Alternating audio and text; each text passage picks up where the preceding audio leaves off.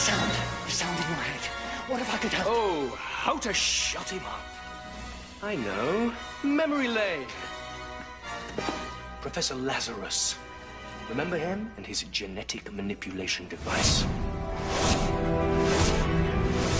What, did you think little Tish got that job merely by coincidence? I've been laying traps for you all this time. And if I can concentrate all that Lazarus technology into one little screwdriver. But, ooh, if only I had the doctor's biological code. Oh, wait a minute. I do! I've got his hand.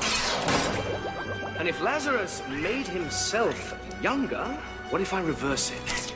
Another 100 years?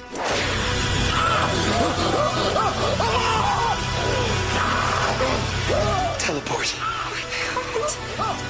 We can't stop him.